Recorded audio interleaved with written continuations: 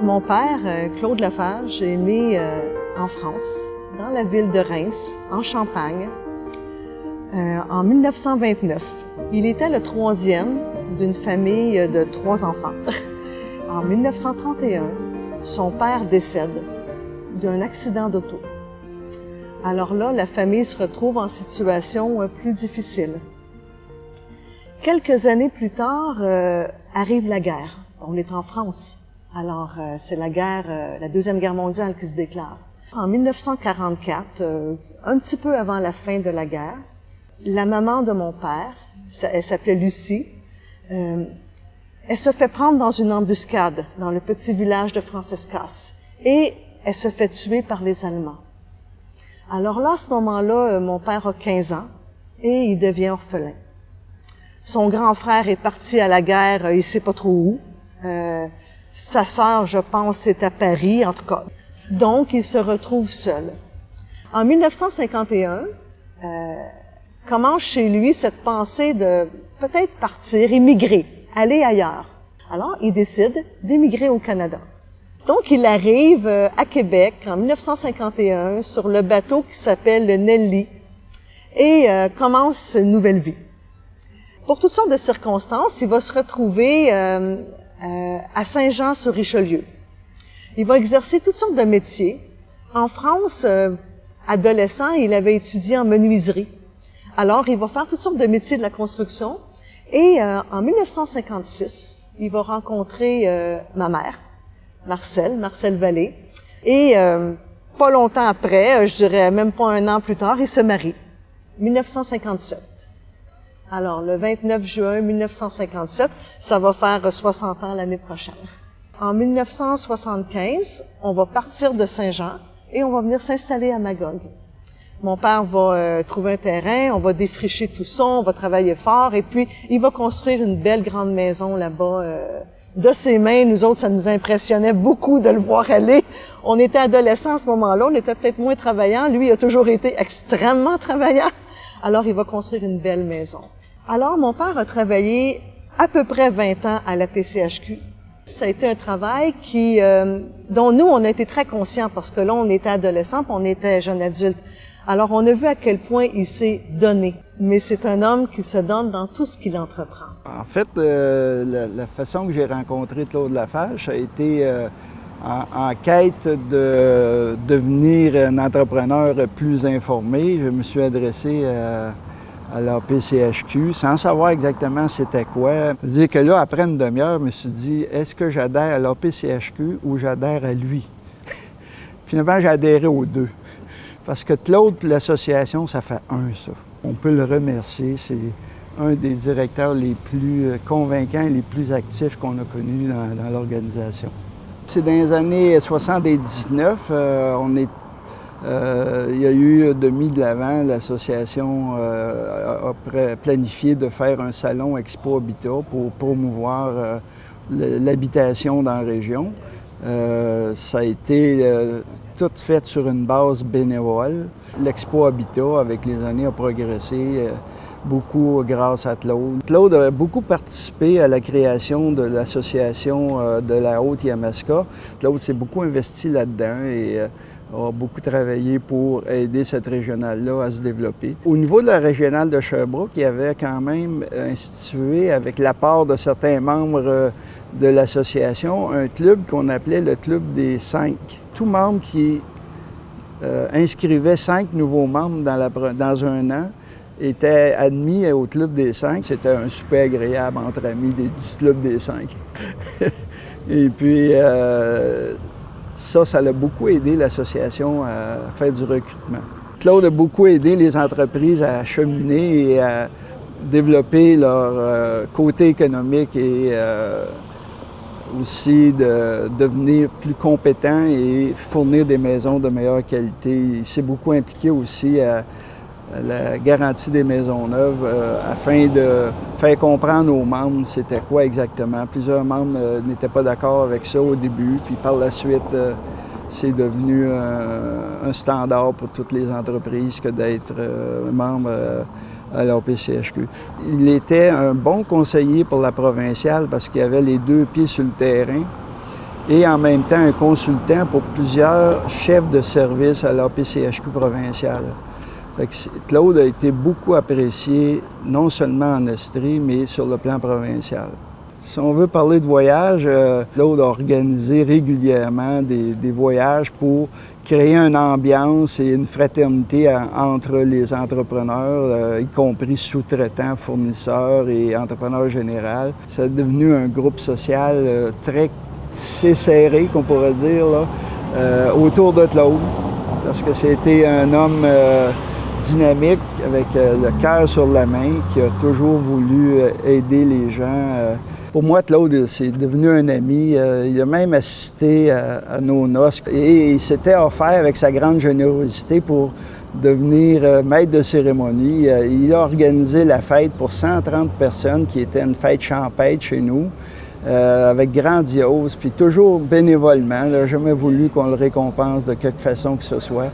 La première rencontre qu'on a eue, ça a été le coup de foudre de ma part. C'est rare que je vois des hommes partager leur vision avec autant d'enthousiasme. C'était un gars qui avait une qualité de pédagogue. C'était un homme qui souhaitait effectivement apporter de la formation chez les membres de la PCHQ. Et un jour, il me partage son souhait de voir des municipalités participer aussi au salon d'Expo Habitat qu'il avait mis sur pied. Et puis, tout de suite, le salon suivant, on était partie prenante du salon pour vanter la municipalité. Je pense qu'il s'est assuré que nos entrepreneurs soient bien formés, que leur personnel soit bien traité. Et aussi, il partageait facilement sa vision, où il voulait apporter son organisation. Il a pris l'organisation ici, puis il l'a emmené dans les sommets. C'est un leader né. C'était pas un directeur, c'était un amiral avec une flotte d'entrepreneurs. Et puis, il les a, je pense bien, rendus à bon port. Tantôt, goût de l'aventure aussi, parce que c'est un gars visionnaire avec beaucoup d'idées. Et chaque fois qu'il apportait une idée, il y avait toujours les arguments qui faisaient que c'était difficile de dire non. Je dirais que ceux qui ont eu à le côtoyer au cours de sa carrière à la PCHQ ont tous été des grands gagnants, parce que Claude était généreux de sa personne, était généreux de ses idées. Papy, c'est un être passionné. Passionné comme on en rencontre peu. Des Claude Lafarge, on en rencontre très peu dans une vie, que ce soit au travail, pour la PCHQ, dans toutes ces causes de bénévolat, comme encore il investit aujourd'hui, mais encore plus au niveau humain. C'est un passionné dans le relationnel. Comme petit enfant, j'ai été extrêmement choyé. Je pourrais parler au nom de tous les petits-enfants aussi. Beaucoup de temps avec nous. Je me sens privilégié. Quand il est arrivé à la retraite, bien, vous pouvez imaginer que ça s'est pas arrêté comme ça, le travail. Parce que il y a une grande valeur d'engagement. Alors, pour sa communauté, il s'est impliqué beaucoup à Magog, dans la ville où il vit. Entre autres, dans le Club Lyon. Ça, il a toujours été impliqué beaucoup dans le Club Lyon. Mais dans toutes sortes aussi de causes sociales, surtout des causes sociales qui demandaient de la construction.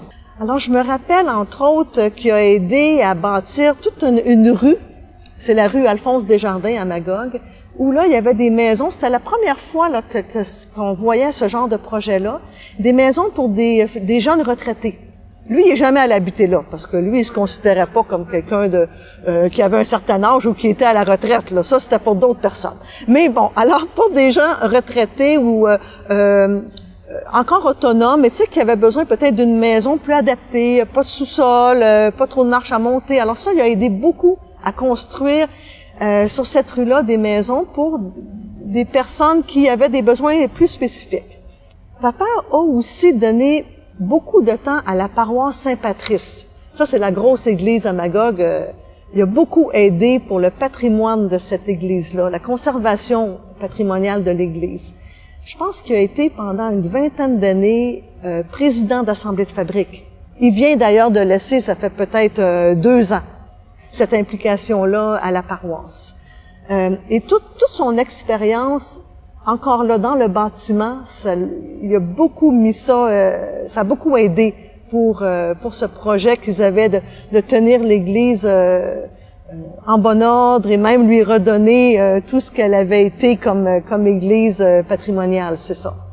Présentement, à 87 ans, il est encore très impliqué. Là, il y a un projet qui a depuis plusieurs années aussi, mais là, ça prend plus de son temps présentement. C'est à l'accueil Notre-Dame. Ça, c'est une maison où on accueille des personnes en perte d'autonomie, à Magog aussi. Et il travaille beaucoup au conseil d'administration pour trouver l'argent, pour aider justement à grandir cette maison-là pour qu'elle puisse accueillir le plus de gens possible. Il est impliqué aussi dans toutes sortes de choses parce que avec toute l'énergie qu'il a, c'est lui qui va désherber, c'est lui qui va réparer les petites choses. Bon.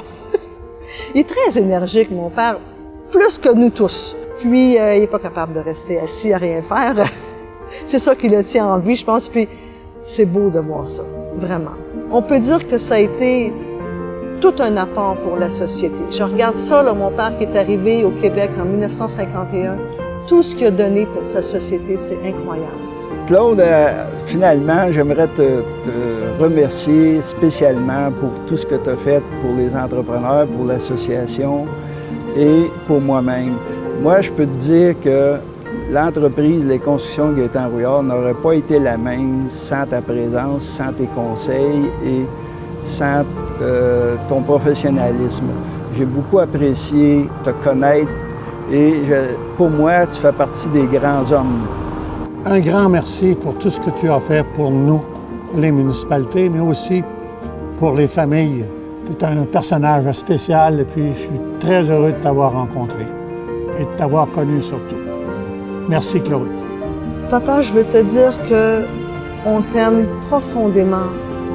Tes enfants, tes petits-enfants, tes arrière-petits-enfants, et merci pour tout ce que tu nous as donné, pour le modèle que tu as été pour nous. Un gros merci, Papy, pour tout ce que tu as fait pour nous et pour tout ce que tu continues à faire pour nous. Ta présence dans la famille est vraiment, vraiment très appréciée. On veut vraiment te dire un gros merci. Et moi, personnellement, Papy, je veux terminer ça en te disant un gros « je t'aime ».